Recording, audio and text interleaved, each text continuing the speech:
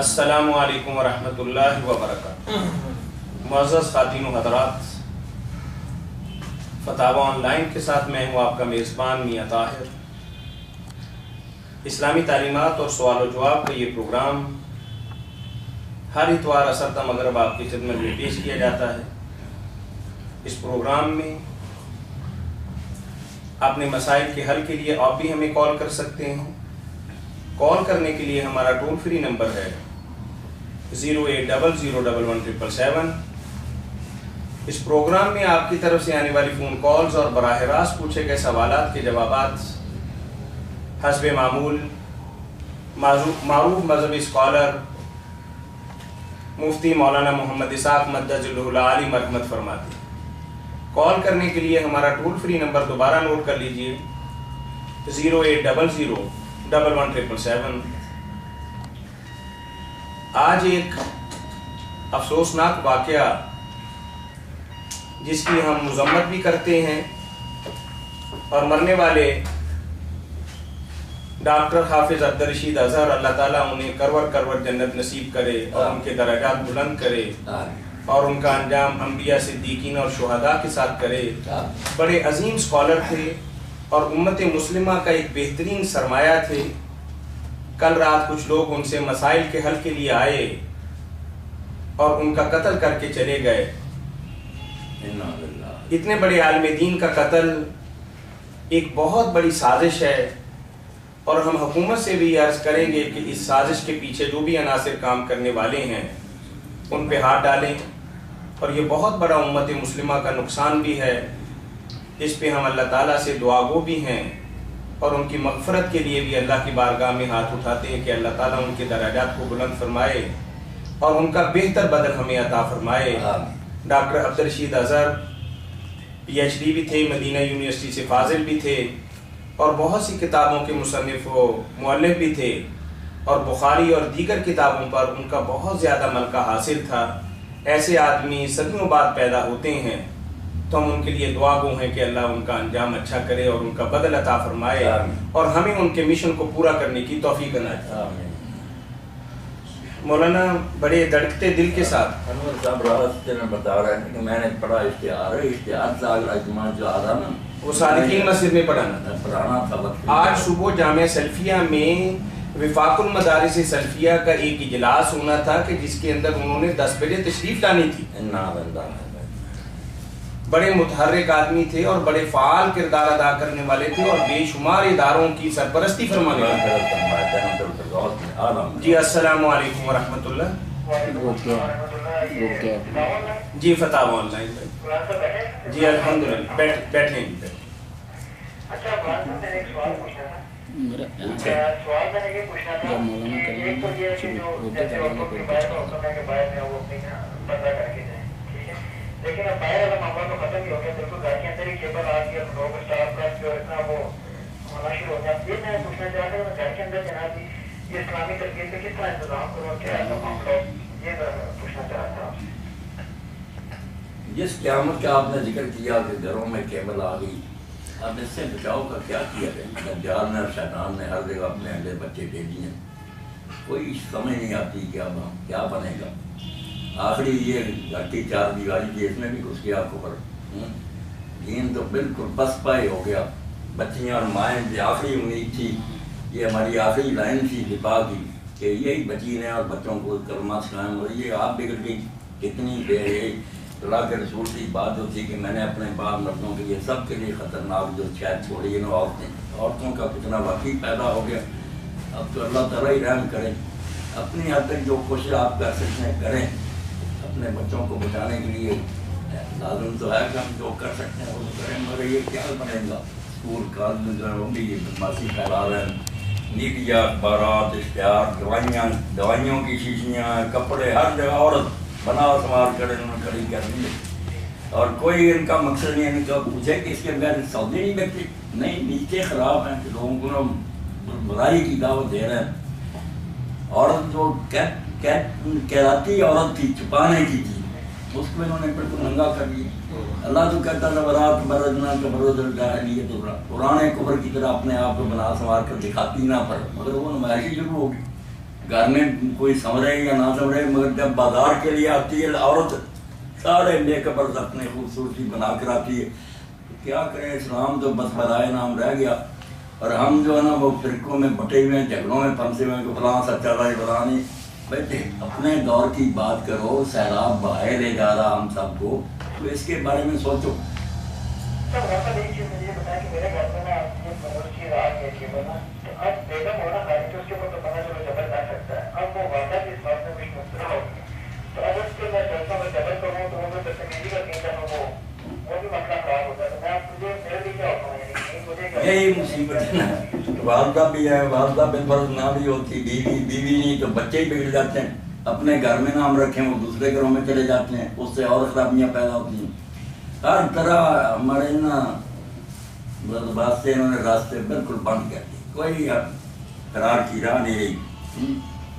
اب تو مطلب سے ہی دعا ہے نا، بچوں کو لے کر ان کو پاس بٹھائیں، تھوڑا بہت اللہ کے دین کا، صحابیات کا، نیک لوگوں کا تذکرہ کریں، شاید کچھ دل میں ایمان رائی برابر رہ جائے۔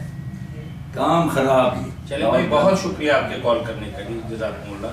مولانا بدقسمتی یہ ہے کہ ہمارے گھروں کے اندر ہماری بیٹیاں اور بہنیں جو لباس پہنتی ہیں، ایمانداری کی بات ہے کہ ہم دیوس ہیں کہ جو اس کو برداشت کر رہے ہیں، یہی بات۔ السلام علیکم ورحمۃ اللہ۔ گونگو کچھ نہیں کہتے جی السلام علیکم ورحمۃ اللہ۔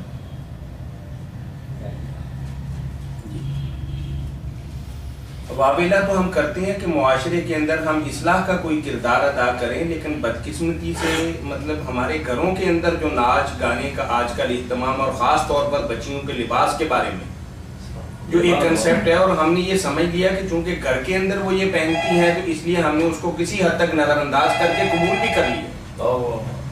جی السلام علیکم ورحمۃ اللہ۔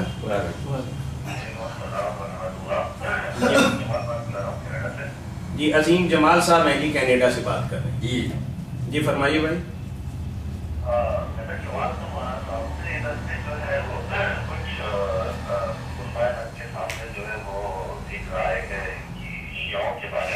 جی جی وہ کہتا ہے کہ جو ہے شیعہ جو ہے وہ ماذا عائشہ صدیقہ رضی اللہ تعالیٰ پہ تہمت لگاتے ہیں ذاتی ہونے کی، اس سے جو ہے وہ قرآن کی آیت سورہ آل عمران کی آیت نبی ہوتی ہے۔ میں یہ بتا رہا ہوں آپ سے کہ اس میں جو ہے اس کی حقیقت ہے، اس بات میں کیا واقعی جیسا ہے کہ کوئی شیطانی علماء یا کوئی ایک گروہ جو ہے ایسا کام کر رہا ہے، اور اس کے جو ہے آپ نے ہمیں سنا ہے کہ اگر اللہ یا اللہ رسول کی کوئی نفی کرتے تو جو ہے اس کے کفر کا فتویٰ تو آیا ہی آیا، لیکن یہ ہے کہ اپنی بات کا زیادہ بہتر دوست ہماری اصلاح کر سکتے ہیں کہ اس معاملے میں جو ہے وہ کیا ہمارا رد عمل ہونا چاہیے اور اس کی کتنی حقیقت ہے۔ چلیں آپ کے سوال کو تھوڑا سا ہم سمیٹتے ہیں تاکہ سننے والوں کو تھوڑی آسانی رہے۔ آپ نے فرمایا کہ مولانا اہل تشیع کے بارے میں یہ بات کہتے ہیں کہ وہ بھی ہماری بھائی ہیں، ہمارا ان کے ساتھ پیار بھرا تعلق ہونا چاہیے، جبکہ وہ بی بی عائشہ صدیقہ رضی اللہ تعالیٰ عنہ پر الزام لگاتے ہیں۔ تو آپ کے کہنے کا مقصد یہ ہے کہ آیا سارے شیعہ اس الزام کے اندر برابر میں شریک ہیں، یا شیعوں کا کوئی ایک فرقہ، ان کی کچھ اقلیت ایسا کہتی ہے، تو اس کے بارے میں آپ نے وضاحت ہم سے مانگی ہے، یہی بات ہے نا سر؟ یہی بات ہے کہ اس بات کی کیا حقیقت ہے۔ بالکل وہی بات سمجھ گئے نا، سوال تو آپ کا یہی ہے نا؟ سمجھ لیا۔ ٹھیک ہے عظیم جمال صاحب، بات یہ ہے کہ جو حضرت عائشہ صدیقہ رضی اللہ تعالیٰ عنہ ہماری ماں ام المومنین ہیں، رسول اللہ کی بیوی ہیں، دنیا میں بھی آخرت میں بھی، اور ان کے بارے میں اگر کوئی شخص تہمت بنا بھی لگائے تو پھر اسلام میں کیا رہے گا، مسلمان کرانے کا تو اسے حق ہی۔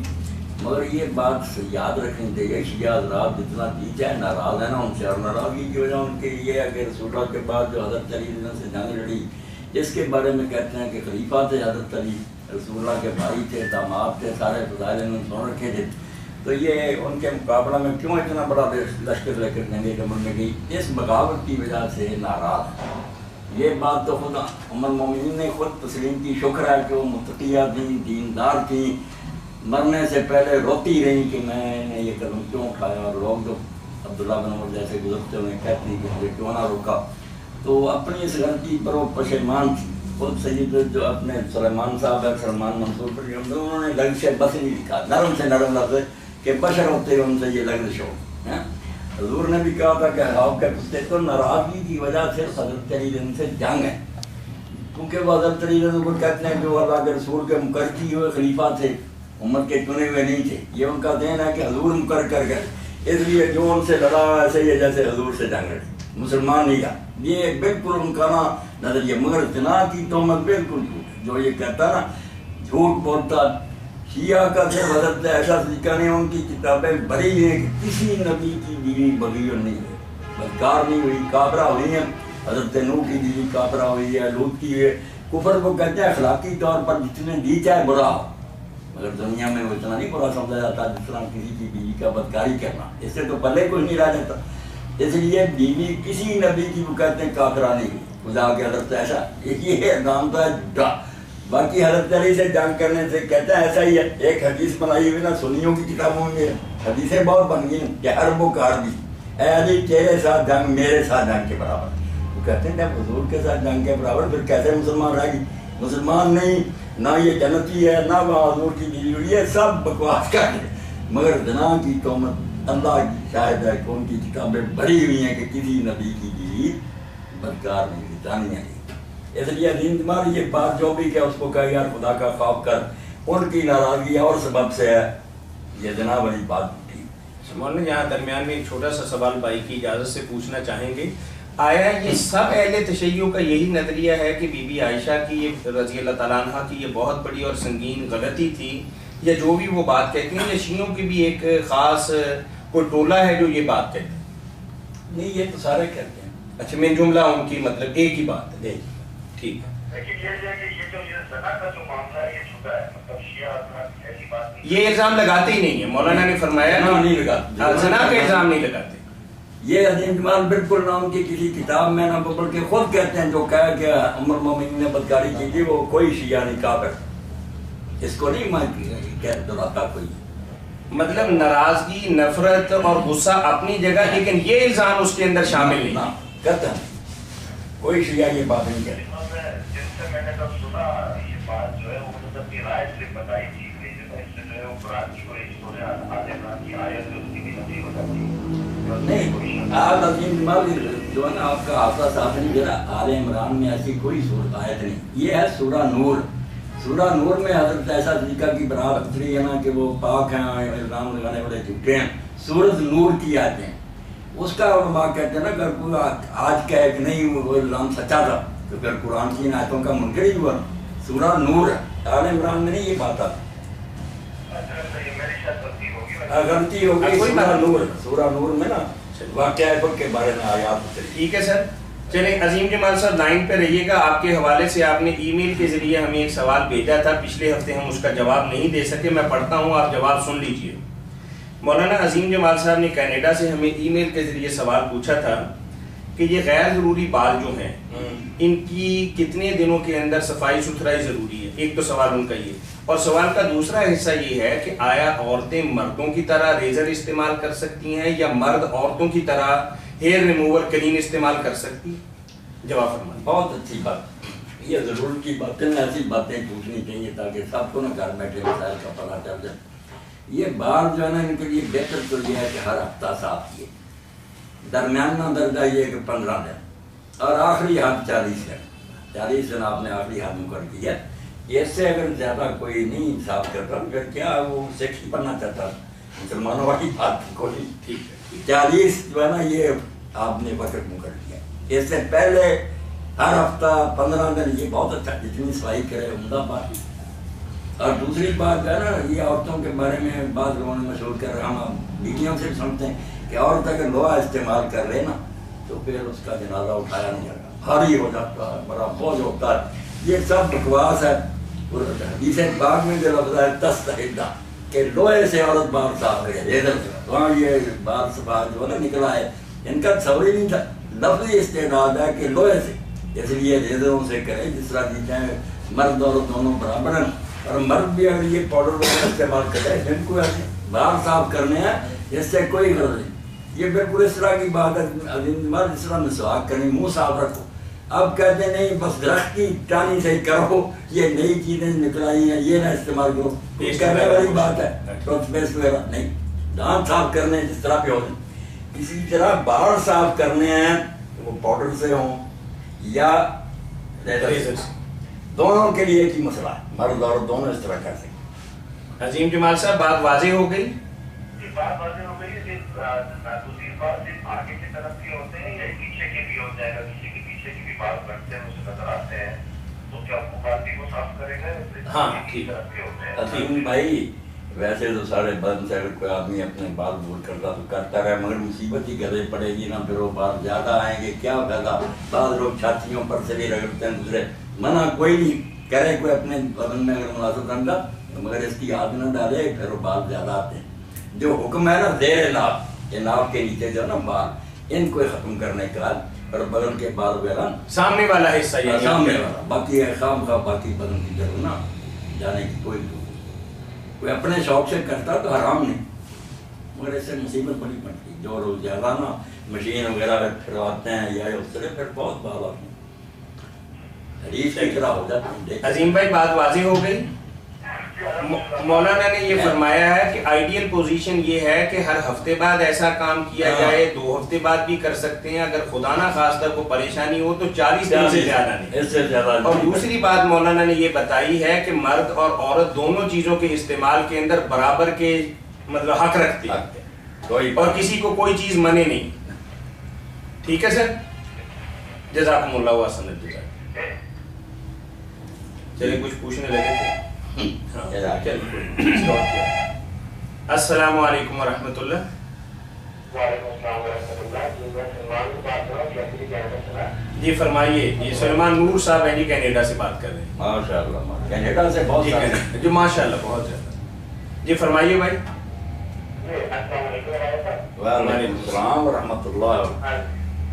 مولانا میں نے آپ سے سوال پوچھنا تھا پردے کے متعلق، تو میں ڈاکٹر ذاکر نائک اور ضرورت رابطی صاحب کو سننا تھا کرتا تھا نا، تو ان کو سورہ رات کی آیت ہے نا، گھر سے باہر نکلنا چاہتے پردہ عورت کا، ڈاکٹر ذاکر نائک کچھ مطلب بتاتے ہیں کہ عورت کے لیے نا جگہ کا پردہ نہیں ہے، اور اس کی وہ دلیل یہ رکھتے ہیں کیونکہ ہر روز جو موقع ہوتا ہے جب عورت کا احرام کرنا ہوتا ہے تو اس میں منہ وہاں جو ہاتھ ہے وہ عورت جو دکھا دیتی ہے، اور کوئی بھی چیز جو کہ نارمل حالات ہے حرام ہے وہ کسی کو موقع پر آ کے حلال جو ہوتی ہے، اگر جیسے کا مطلب والے اگر اس کی بچتی ہے، اگر وہ گھر سے باہر نکلتی ہے تو وہ جیسے کا مطلب آپ کا پڑتا ہے احکام کی حالت میں پڑا چلا تو اس کی دلیل کو جو دیتے ہیں سلمان بھائی، جو خاص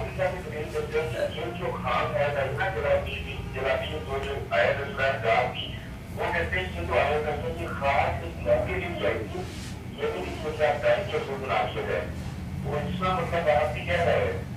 نہیں سلمان، یہ باتیں ان کی نہیں ٹھیک ہے، بہت لوگوں نے ایسی ڈاکٹر ذاکر نائک سے پہلے اصل میں تو یہ علامہ البانی صاحب نے یہ بات کہہ دی نا، کتاب لکھ دی حجاب المرأۃ المسلمہ، اس میں یہ ساری باتیں حج وغیرہ کی اکٹھی کر دیں، ان لوگوں کو سارا مل گیا، پہلے یہ بہانہ ڈھونڈتے تھے، حالانکہ یہ باتیں غلط، اس پر میں نے مختصر خطبے دی، ایک دلیل ان کی درس کا جواب دیا، ایسی بات نہیں، صرف 2 آیتیں جو ہیں ان کو انہوں نے آپس میں ٹکرا دیا نا، سورہ نور میں ایک جگہ آتا ہے اللہ ما ظہر منہ، اس کی تشریح صحابہ کرام سے یہ چلی آتی ہے کہ منہ اور یہاں تک ہاتھ ننگے ہونے چاہیے، اس کو دلیل بناتے ہیں کہ قرآن نے خود کہہ دیا کہ اتنا ننگا کیا رکھ سکتی ہیں اپنے بدن کا حصہ، اور دوسرا ہے یہ سورہ احزاب میں کہ جب عورتیں بڑی چادر لیں اور اپنے منہ کا آگے گھونگھٹ نکالیں تو اس کو پھر یہ کرنے خاص حالات سے، حالانکہ وہ اسرائیل صاحب کی بات ٹھیک ہے کہ سارے احکام جتنے دین میں اترے خاص حالات میں اترے نا، کوئی حالات ہی پیدا ہوئے تو حکم اترا، مگر جب اتر گیا تو قیامت تک لیے۔ اب اگر بہانہ بنا اس وقت بہت خرابی تھی، نعوذ باللہ مدینہ میں بہت خرابی تھی، اب دنیا میں بہت نیکی آ گئی ہے، یہاں پر نیکی اٹھنی، اب تو یقین جانے ایسا ہونا چاہیے کہ تربوز اگر حلال بھی ہے تو ایسے کے زمانے میں ڈاکٹر روک تھے، اگر پردہ چہرے کا نہیں بھی تھا نا، جو خدا تر سال میں وہ کہے گا یار نہیں بھی چاہتے اس دور میں تو ہونا چاہیے، اتنا ہی فتنہ الٹی گنگا بہا رہے ہیں کہ اس وقت خرابی تھی مدینہ میں، اب بہت نیک ہو گئے مرد عورتیں، اب نہیں ہونا چاہیے، یہ بات تو ماننے والی بالکل جھوٹی بات، اصل میں بات یہ ہے کہ وہ جو ہے نا اللہ ما ظہر منہ، ہمارے علماء بھی جان چھڑانے کے لیے کہتے نہیں یہ مطلب بالکل ٹھیک ہے وہ ہاتھ اور منہ ننگے رکھنے کی بات ہے، مگر وہ شروع کس طرح ہوتا ہے پیراگراف، کیا ہے ایمان والوں دوسروں کے گھروں میں جب داخل ہو تو اجازت لو اور سلام کہہ کر جاؤ، وہاں پھر حکم ہوتا ہے کہ اپنی نظریں بچا کر رکھو، عورتیں بھی نگاہ نہیں کی، کیونکہ گھر میں پردہ نہیں ہوگا، منہ اور ہاتھ ننگے ہوں گے، منہ اور ہاتھ ہے وہ بھی سادہ عورت ہے، یہ گھر کی بات ہے۔ گھر میں وہی سلمان جائے گا جو اعجاز چلے گا، اور یہ گھر والے کا کام ہے عقل سے کام لے کے، یہ اس لائق ہے کہ اس کی سیرت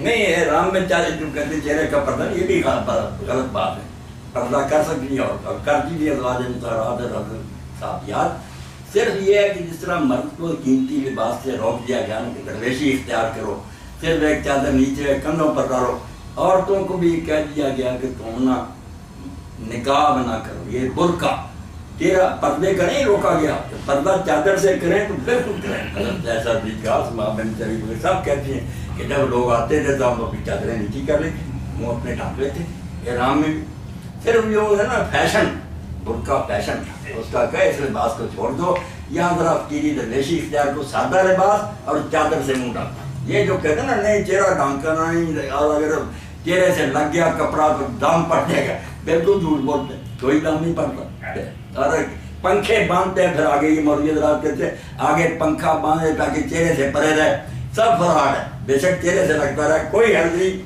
بس یہ ہے کہ ہمیشہ کے لیے نقاب جیسے نا برقع، یہ وہ سادگی کی خاطر ہے، یہ نہیں کہ پردہ نہیں۔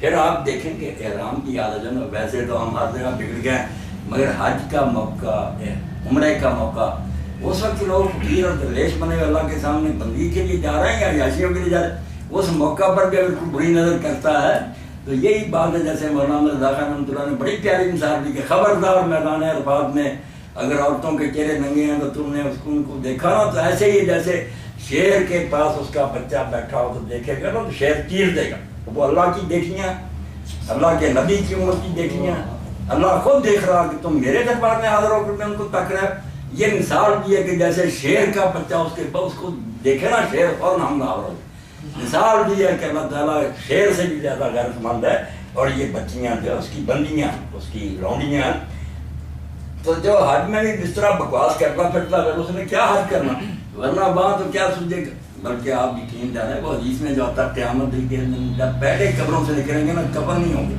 مرد عورتیں سب لیں گے، سب سے پہلے ابراہیم علیہ السلام کو لباس پہنایا جائے گا، پھر دوسروں، وہاں لوگوں نے پوچھا حضرت ایسا ذکر نہیں پوچھا، اللہ کے رسول کیا بنے گا، عورتیں بھی نہیں اٹھیں گی، آپ نے فرمایا ایسا وہاں کسی کو یہ ہوش ہوگی، کون دیکھتا ہوگا، طوطے اڑے ہوں گے، نگاہیں اوپر ہوں گی، جان کے لالے پڑے، جان کے لالے پڑے ہوں گے کہ کیا آ گیا وقت ہے۔ اس لیے اگر حج کو کوئی سوچے کہ حج ہے کیا، جہاں میں کھڑا ہوں تو پھر کیا دیکھنا ہے اس نے عورتوں کی طرف، اگر عورتیں مرد وہاں بھی یہ کام کرتے ہیں، سلیمان پھر وہ بے ایمان حج تو نہیں کرتے، مخصوص حالات میں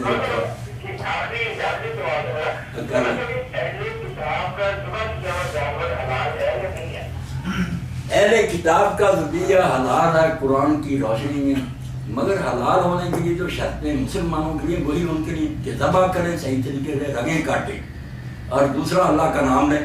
اب یہودی جو ہے وہ تو رگیں کاٹتے ہیں، بہت اچھے طریقے سے ذبح کرتے ہیں، وہ تو اسرائیل میں اتنی سختی ہے ان میں کہ جب تک ربی جو ہے نا ان کے عالم وہ آ کر نہیں دیکھ لیتے کہ رگیں کہاں سے کاٹی ہیں، اتنی ادھر ہونی چاہیے، اتنی بہت سختی ہے، تشدد، وہ کیمپ لگائیں تو تب بازار میں گوشت بک سکتا ہے۔ مگر یہ عیسائی جو ہے یہ بے ایمان ہو گئے، انہوں نے نہ اللہ کا نام لیتے ہیں، تین خدا کہتے ہیں کہ باپ، بیٹے اور روح القدس کے نام، ان کا نبی علی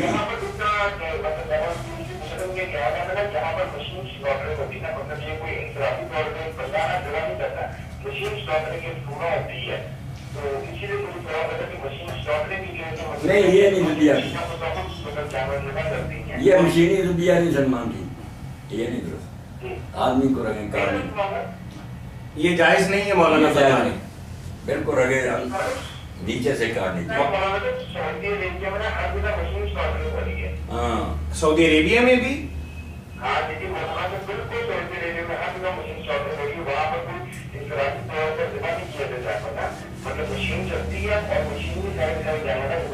کئی لوگوں سے غلطی ہوئی نا، پہلوں سے جیسے قاضی ابو بکر عمر کے یہود نصارہ کے لیے کوئی کرنے وہ گلا گھونٹ کر مارتے ہیں، جب اہل کتاب کا کھانا کہا اللہ نے، اللہ کو پتہ نہیں تھا، بے عجیب بات ہے، مسلمان کے لیے پابندیاں کافر کے لیے کوئی پابندی نہیں، یہ بات غلط ہے۔ ذبح کے جو طریقے ہیں نا اسلام میں وہ سب جگہ دیکھے جائیں گے، باقی ذبح کرنے والا کون ہے اب ٹھیک ہے مسلم ہو جائے کتاب کوئی فرق نہیں، مگر ذبح کا طریقہ جو کہ رگیں کاٹے جس طرح مشین سے یا ٹوکا مار کر سے جو ہے نا بس جھٹکا کر لیتے ہیں، اس میں خرابی یہ ہے نا سلمان کی دماغ کا تعلق جو ہے نا فوراً جسم سے ختم ہو جاتا ہے، خون وہی رک جاتا ہے، حالانکہ مقصد شریعت کا یہ کہ خون ناپاک ہے نکلے، اس لیے طریقہ آپ کو کیا رگیں کاٹو اور پھر اس کو ذرا چھوڑ بھی دو وہ تڑپ لے تاکہ سارا خون نکل زور لگا جائے، خون ہی جب رک گیا اندر تو حلال کیا ہونا، اور پھر جب اللہ کا نام نہیں لیا مردار ہی ہو گئے۔ جی بارک اللہ فیک۔ چلیں جزاکم اللہ احسن الجزا۔ ذبیحہ کے بارے میں آپ نے جی السلام علیکم ورحمۃ اللہ، السلام علیکم ورحمۃ اللہ، لائن میرا خیال شاید ہوگی۔ السلام علیکم ورحمۃ اللہ، آپ نے بہت خوبصورت ذبیحہ کے بارے میں بات فرمائی کہ مسلمان کے لیے تو شرائط ہیں اور غیر مسلم کے لیے سادہ بات یہ ہے کہ اس کا ذبیحہ کھایا جائے گا۔ السلام علیکم ورحمۃ اللہ۔ جی جی مولانا تشریف فرمائیں، پوچھیے گا۔ وعلیکم السلام ورحمۃ اللہ۔ وعلیکم السلام ورحمۃ، میں جواب دے رہا ہوں۔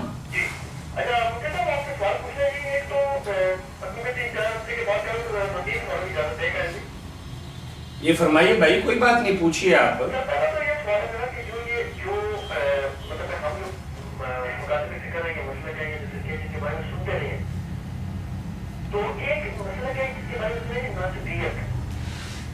ہاں ناسبیت یعنی ناسبی جن کو کہتے ہیں۔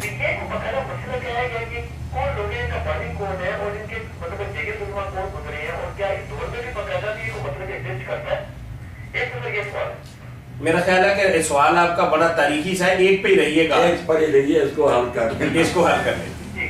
ناسبیت اسلام کا کوئی گروہ نہیں، نہ کوئی ایسی بات ہے جو لوگ مسلک کے ہو گئے نا حکومت وقت کے حامی ہو گئے اور انہوں نے اہل بیت سے دشمنی کو اپنا ایمان بنا لیا کہ حضور کے خاندان سے ہونا کوئی فضیلت نہیں، اصلی علی اور دوسرے جانا کوئی شے نہیں ہے، اور ان کو برا کہنے لگے، لعنت کرنے لگے، بلکہ ان میں سے کئی نامرادوں نے کتابیں بھی لکھی ہیں۔ ایک عبد الحمید ناصری ہوا، اس نے کہا کہ حضرت فاطمہ کو تمہارا ہی علی نے اسی لیے رات دفن کیا کہ لوگوں کو پتہ نہ چلے، وہ نیا نکاح کرنا چاہتا تھا، حضرت فاطمہ رکاوٹ تھی، اس نے ختم کیا، اور بغیر اعتراضی ایسے بے ایمان لوگ ہوئے ہیں۔ اور قاضی ابوبکر بن عربی بھی ان کا رجحان اپنی کتاب میں صرف یزید کی حمایت تک بھرنا ہوا ہے سنت سے، تفسیر میں انہوں نے بالکل کہا کہ حق علی کے ساتھ تھا، یہ جتنے بھی ان سے لڑے ان سے غلطی ہوئی ہے، یہ قصاص لینے کا کوئی طریقہ کہ خلیفہ کے پاس مناظرہ اور فوجیں لے کر چلو، تفسیر احکام القرآن وہ بھی نہیں ناصری، بہت تھوڑے لوگ ہوئے، مگر اندر اندر بہت سے ہیں جو سنی بنے رہتے ہیں مگر دشمنی کرتے ہیں حضرت امام حسین سے، یزید وغیرہ کی حمایت کرتے ہیں۔ ان کو شاہ عبد الوزیر رحمۃ اللہ علیہ لکھتے ہیں کہ یہ رافضیوں سے بدتر ہے، رافضی تو پھر بھی مسلمانوں کا گروہ ہے، وہ اہل بیت کی محبت میں ذرا آگے نکل گیا، یہ بے ایمان دشمن ہے اہل بیت، یہ کوئی مسلمان گروہ نہیں، نہ کوئی طریقہ۔ جب حضور نے فرما دیا کہ علی تو تجھ سے دشمنی کرے گا وہ منافق ہوگا، تجھ سے محبت کرنے والا مومن ہوگا، سب مسلمان اس کو مانتے ہیں، تو ناصری کوئی گروہ نہیں، بے دینوں کا ایک ٹولہ۔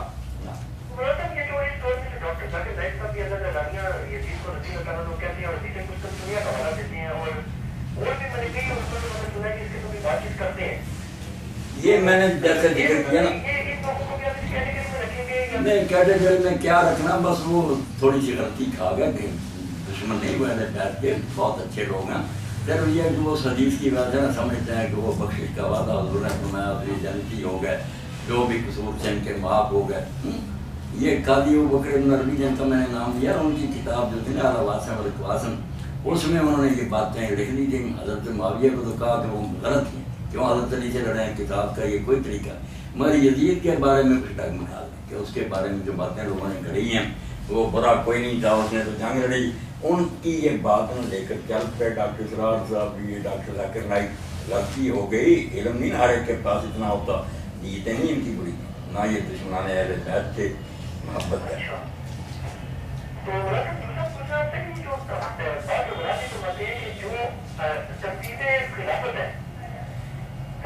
جی جی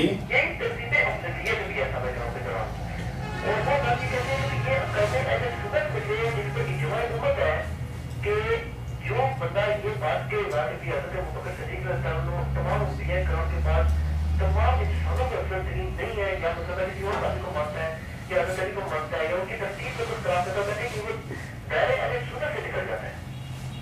نہیں اہل سنت کا کیا چاہیے نہیں، مثلا آپ اس پر ہی ختم کرو، دائرہ اہل سنت سے کوئی نہیں نکلتا. اہل سنت میں اس بارے میں بڑے بڑے اختلاف ہیں، خاص کر کے حضرت عثمان اور حضرت علی رضی اللہ عنہ کے بارے میں تو بہت اختلاف ہے. بڑے بڑے جو نیک ہیں نا اہل سنت کے علماء، ان میں سے کئی کہتے تھے خلافت حضرت عثمان کی ٹھیک ہے، امت نے انہیں چن لیا، مگر وہ حضرت علی ان سے افضل ہے. یہ بڑے بڑے اہل سنت کے اماموں کا عقیدہ ہر کتاب میں لکھا، کوئی وہ اہل سنت سے نہیں نکلے. اسی طرح وہ کہتا کہ میں حضرت علی کو افضل مانتا ہوں مگر حضرت ابوبکر عمر سے محبت کرتا ہوں، ان کو نیک سمجھتا ہوں، کیوں اہل سنت سے نکل جائے؟ یہ عقیدہ جو تفصیل ہے نا، یہ بڑی بڑی جو کتابیں شرح مواقب، شرح مقاصد، اس سے بڑی کوئی کتاب سنی نہیں عقیدے ثابت، وہاں بھی مانے کہ یہ بالکل ایک خیال کی بات ہے، کوئی اس کی دلیل نہیں، نہ اس کا کوئی ثبوت ہے شریعت میں کہ جو اس کو خلافت پہلے مل گئی وہ افضل ہے، کوئی افضل کی دلیل. یہ ہے کہ لوگوں نے اس کو چنا. کتنے اہل سنت میں ایسے گزرے جو کہتے نہیں حضرت عمر بہت درد اعلیٰ ہے ابوبکر رضی اللہ عنہ، ٹھیک ہے وہ خلیفہ پہلے بنے مگر عمر کے برابر ہو سکتے ہیں، کسی نے ان کو کچھ نہیں کہا. اچھا کوئی بات نہیں، آپ کے بہت سے سوال ہو گئے، آپ کے سوال ختم نہیں ہوں گے نا، ختم کریں نا. اور لوگ یہ خطبے جو ہے جعلی بنائے، شیعوں نے 12 امام داخل کر لیے خطبوں میں، انہوں نے خلیفے کر لیے، سب بناوٹی بات ہے. بس دین یہ بہت شکریہ بھائی، آپ کے رسول کا ذکر کرو اور بعد میں سب مومنوں کے لیے بخشش کی دعا کرو. یہ سنت ہے خطبے میں کہ امام سب مومن مردوں عورتوں کے لیے کہ اللہ ان سب کو بخش، نام لے کرو. یہ خلیفوں وغیرہ کی ترتیب اور اماموں کی نا سب امت نے آپ کی باتیں بنائی. جی اور بات یہ ہے جی. السلام علیکم ورحمۃ اللہ.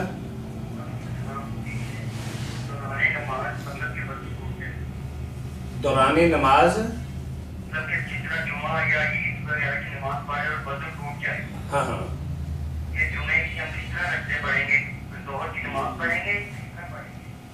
ٹھیک ہے، مطلب آپ جمعے کی نماز پڑھ رہے تھے تو پہلی یا دوسری رکعت میں آپ کا وضو خطا ہو گیا، اور آپ جب دوبارہ وضو کر کے آئیں گے تو امام اگر سلام پھیر چکا ہوگا تو پھر کیا صورتحال ہے؟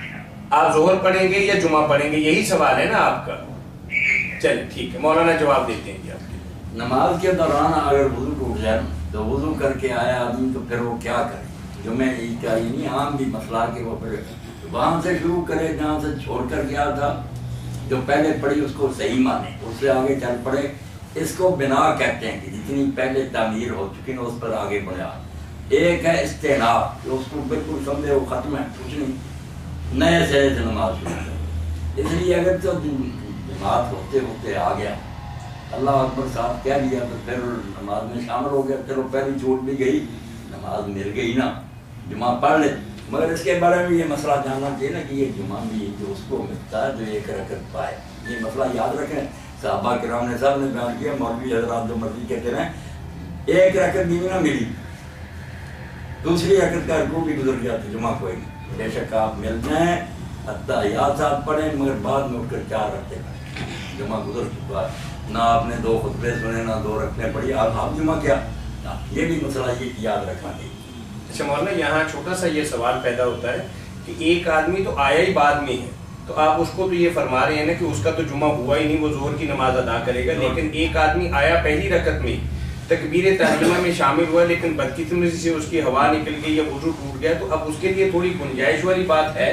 دونوں باتیں بتا دیں. اگر تو سمجھے جتنی میں نے پڑھ لی تھی وہ بھی برقرار ہے، اس سے آگے چل پڑے، پڑھتا ہے، جماعت کو چھوڑے، اپنی پڑھتا ہے، پڑھتا صاحب سے ٹھیک ہے، ورنہ بعد میں سلام بھیج لیں.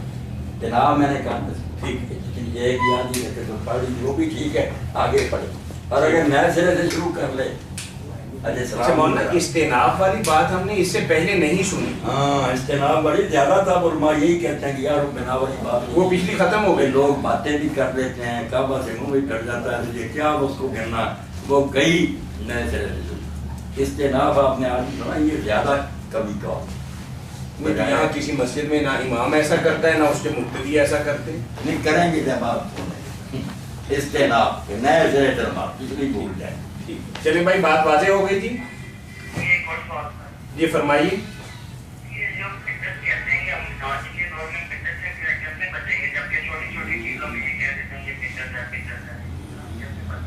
ٹھیک. بدعت کے بارے میں بھائی پوچھ رہے ہیں. بدعت کے بارے میں پہلی بات تو یہ کلیئر ہونی چاہیے کہ بدعت جو ہے نا دین میں لغت کے لحاظ سے تو ہر نئی شاید بدعت ہے. یہ ٹیلی فون بھی اور یہ اسپیکر اور جو سب کچھ بدعت ہی ہے. نئی چیزیں نکلی مگر یہ وہ بدعت نہیں جس کو دین میں برا کہا گیا. یہ وہی چیزیں جس کے بارے میں حضور نے فرمایا تھا کھجوروں کی تیل کے معاملے میں کہ تم دنیا کے کام آپ بہتر جانتے ہو. یہ دین نہیں نہ ثواب آپ کے لیے. اسی لیے اسپیکر ہندو بھی استعمال کرتا, ہم بھی کرتے ہیں, جہاز میں سکھ بھی چڑھتا ہمیں. یہ عبادت نہیں, ورنہ وہ ہمارے ساتھ کیوں شریک ہوتے. جن کو ہم دینی کام سمجھتے ہیں نا کہ اس سے اللہ خوش ہوتا ہے, رسول خوش ہوتا ہے, جنت ملتی ہے, وہ نہیں نکالے نا جس کا ثبوت قرآن و حدیث میں نہیں. وہ پھر کسی کو حق نہیں دین میں اضافہ کرنے کا. دین میں نئی چیز, اور دین کی علامت کیا, جو کام صرف مسلمان کریں, کافر کو کہیں وہ کہے یار تمہارا دینی کام میں کو کروں, اس میں نئی چیز جو نکالے گا وہ بدعت ہے. دنیا کے کام جو مسلم غیر مسلم سب. جی بھائی جی فرمائیے کیا پوچھ رہے ہیں. یہ اگلے اتوار ہم آپ کو بتائیں گے. چلو ایسے میں پوچھ لیا, بھائی نے تو بتا دیتے. جمعہ کے بعد بھائی دو چیزیں, اگر تو مسجد میں پڑھے جیسے ہمارا یہی طریقہ مسجد میں پڑھ لیتے ہیں سنتے ہیں, پھر 4 پڑھنی تھی. اور اگر گھر چلے جائیں تو صرف 4 جو ہے نا وہ اکٹھی پڑھے یا الگ الگ پڑھے, دونوں ٹھیک ہے, مگر الگ الگ پڑھے تو بہت بہتر ہے. 2 رکھنے پڑھے پھر 2 رکھنے شروع کریں. ٹھیک ہے بہت جزاکم اللہ واسطہ.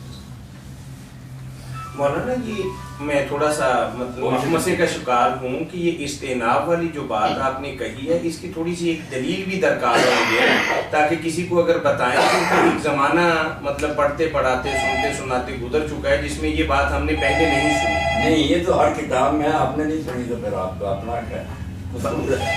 السلام علیکم ورحمۃ اللہ. اس کو بہتر شمار کریں.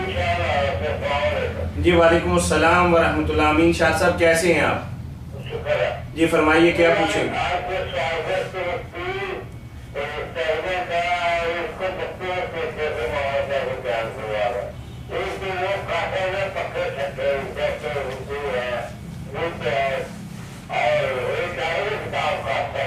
جی جی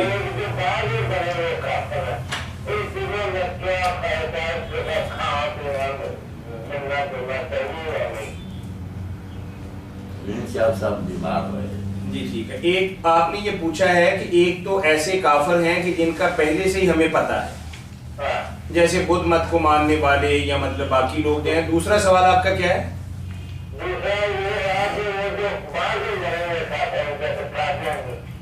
اچھا ٹھیک ہے, ٹھیک ہے ٹھیک ہے ٹھیک ہے ٹھیک ہے ٹھیک ہے.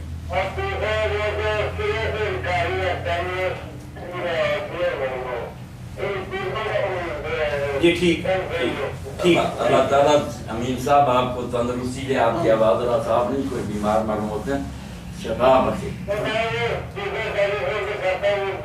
نہیں آپ کے سن رہے ہیں مولانا, آپ کی بات سن لی, آپ کو جواب دیں. سارے لوگ کہ جو کھانے نا عام دن میں گوشت نہیں, وہ حلال چیزیں صاف ستھرے برتنوں میں, امین صاحب سنے ہو, وہ ہندو پکائے, بدھ پکائے, چوڑا پکائے, چمار پکائے, ڈیریا پکائے, برتن صاف ہے, چیز وہ ہماری شریعت میں حلال ہے.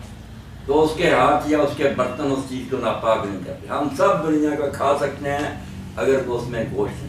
گوشت آئے گا تو پھر دیکھیں گے کہ وہ ذبح مسلمان نے کیا یا اہل کتاب نے کیا. گوشت کے لیے پابندی, باقی کھانوں کی دالیں اور ایسے سبزیاں وغیرہ, یہ بریانی وغیرہ, اس میں کوئی نہیں. جو عجیب ٹائپ کا ہے, برتن صاف ہونے چاہیے, اور چیز جو ہے نا وہ ہمارے دین میں حلال ہوگی. اچھا ایسے ہی قادیانیوں کے بارے میں بھی یہی فتویٰ ہے؟ قادیانیوں کا بھی کھا لیا کریں, کوئی بات یہ ٹھیک ہے, کھانے کا ان کا ذبیحہ بھی کھا سکتے ہیں. بس یہی ہے کہ ان کو نا مسلمان نہ مانے, نہ ان سے زیادہ محبت کریں, ایسا نہ ہو کہ آپ کو کھائیں چیز نہیں, لوگوں کے پاس علم ہے نہیں. مولانا ان کا جو عام دال سبزی ہے, بس بات ٹھیک نہ بیان جتنی کر دی. ٹھیک ہے ٹھیک ہے ٹھیک ہے چلیں. جی مولانا ہمارے پاس ایک سوال ہے کہ بچے یا بچی کی کتنی عمر تک پیشاب کپڑے کو لگ جائے تو نماز پڑھ سکتے ہیں؟ جو پیشاب بچے بچی کا اس کے بارے میں جو حدیث پاک میں آتا ہے کہ بچے کا پیشاب دینا اس پر تو چھینٹے ہی مارنے کافی, دھونے کی ضرورت نہیں, بس تھوڑے سے چھینٹے اس پر پھینک دیے, بچی کا جو اس کو دہرا جائے. مگر یہ اس وقت تک ہے جب تک وہ دودھ ہی پیتے ہیں، کھانا نہیں کھاتے. جب کھانے پر لگ جائیں تو لگتا ہے دونوں کا دھونا پڑتا. جی السلام علیکم ورحمۃ اللہ. جی فرمائیے بھائی. تھوڑا آواز اونچی کیجیے بھائی، آپ کی آواز نہیں ہم تک پہنچ رہی. نہیں پتا کیا. جی چلو ٹھیک ہے. بچے دوبارہ کال میں ڈالیں. ہاں. جزاکم اللہ حسن الجزا. ایک آسانی جو حضرت امام مالک رحمۃ اللہ علیہ نے تجویز کی ہے، اس کا بھی خیال رکھنا چاہیے. بہت سی باتیں ہیں اللہ تعالیٰ کی دی اور سے علماء نے سمجھی ہیں کہ جو ماں باپ ہر وقت اس بچے کو بچی کو اٹھاتے ہیں ان کے لیے چھینٹے مارنے یا دھونے کا کوئی حکم نہیں. وہ بے شک پیشاب کرتے رہیں، نمازیں پڑھیں. یہ اب جس نے اچانک اٹھایا نا کبھی کبھار، اس پر اگر ہو گیا تو پھر جب تک وہ کھانا نہیں کھاتے یہ چھینٹے مار رہے ہیں دھو رہے ہیں. یہ بھی بات بڑی مقبول ہے کہ جو ہر وقت سنبھالتے ہیں وہ بیچارے ہر وقت دھوتے رہیں. السلام علیکم. اس مصیبت میں ہم نماز ہی نہیں پڑھتے. تو انہوں نے یہ بڑی معقول بات کی. جی السلام علیکم ورحمۃ اللہ. ان کے لیے رعایت. جی آواز نہیں آ رہی بھائی آپ کی. نہیں آپ کی آواز ہمیں سنائی نہیں دے رہی. دوبارہ کال ملا لیں سر. اچھا مولانا بھائی کہہ رہے ہیں کہ اگر مجھے کوئی بہت ضروری کام ہو تو میں مغرب عشاء کی نماز جیسا کہ آپ فتویٰ دیا کرتے ہیں ملا کے پڑھ سکتا ہوں. تو کیا کبھی کبھار اگر میری مصروفیت بھی نہ ہو، ضروری کام بھی نہ ہو، تو تب بھی میں یہ دونوں نمازیں اکٹھی کر کے پڑھ سکتا ہوں؟ پڑھ سکتے ہیں مگر اس طرح عادت اگر بنا لیں گے تن آسان ہو جائیں گے، بالکل بہانہ ہی بنا لیں گے تو پھر وقت ہی ختم ہو جائیں گے نمازوں. بس کوشش یہی کرنی چاہیے کہ الگ الگ پڑھیں. کبھی تھکاوٹ محسوس ہو یا سمجھیں کہ ایسی مشغولیت ہے کہ پھر پڑھی نہیں جائے گی تو اس سے بہتر ہے ضائع کرنے سے کہ پڑھ لیں ساتھ. السلام علیکم ورحمۃ اللہ. السلام علیکم ورحمۃ اللہ وبرکاتہ. آپ کے ٹیلی فون سیٹ میں شاید کوئی خرابی ہے جس کی وجہ سے آواز نہیں آ رہی.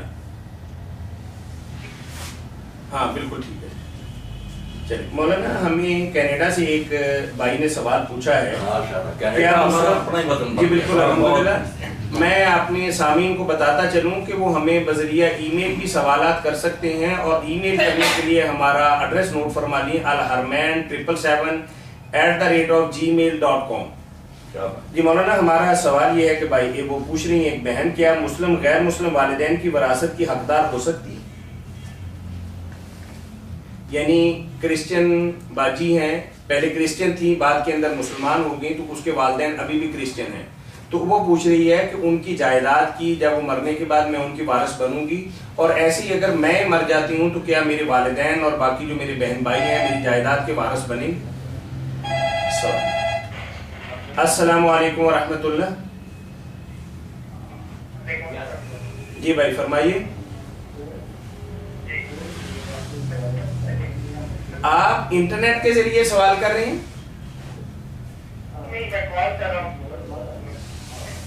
آواز پھر کیوں آپ کی کٹ رہی ہے اور صحیح سنائی نہیں دے رہی سر؟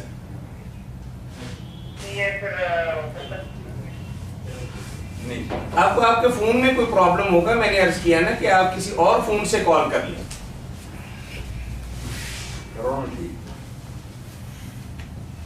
گڑبڑ ہے بھائی. جی السلام علیکم. جی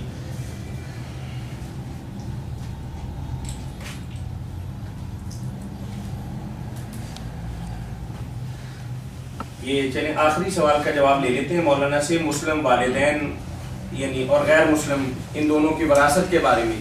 خراب ہو گیا. کوئی بات نہیں، رہنے دیں آپ ضرور صاحب. جی جواب دیجیے مولانا. بس جواب سن لیں. ٹھیک ہے کہ مسلم اور غیر مسلم آپس میں وارث ہوں گے یا نہیں ہوں گے؟ جی یہی سوال. اس میں جو ہے نا جمہور یعنی اہل سنت تقریباً سارے ان کا تو یہی کہنا ہے کہ غیر مسلم جو وہ تو وارث نہیں ہوگا. یہ تو ساری امت کا کہنا ہے کہ غیر مسلم کی جائیداد میں سے حصہ نہیں دے گا. باقی رہ گیا تو غیر مسلم مرا تو اس میں سے مسلم کو ملے گا ہی نہیں. اس میں ہمارے تو سارے اہل حدیث اور اہل سنت یہی کہتے ہیں کہ نہیں، اس کو بھی نہیں ملے گا. مگر حضرت معاویہ رضی اللہ عنہ نے بھی اختیار کیا. اختیار کیا کرنا تھا؟ انہوں نے اہل بیت سے لے لیا کہ جو کافر مرے گا نا مسلمان اس کی تعداد میں سے حصہ لے گا. اور جو مسلمان مرے گا اس کی جائیداد. انہوں نے کہا اسلام جو ہے نا وہ حق بناتا ہے گھٹاتا نہیں. یہ مسلمان ہو گیا تو اس کو کیوں سزا ملے؟ اس کو تو چاہیے ساری اس کی جائیداد مسلمان کو ملے، مسلمان کی کافر کو نہیں ملے.